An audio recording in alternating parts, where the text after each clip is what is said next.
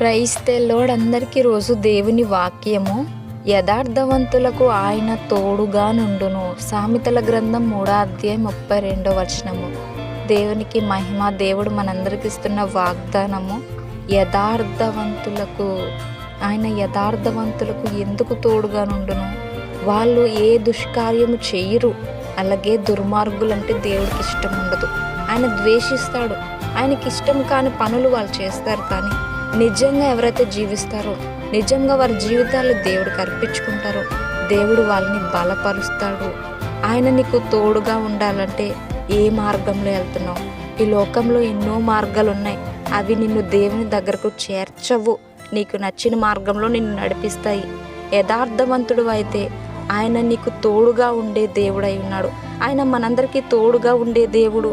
ఆయన నీకు తోడుండాలనుకుంటే ఈ లోకంలో ఆయనకి ఇష్టమైన బిడ్డలుగా ఉండాలి. ఆమేన్.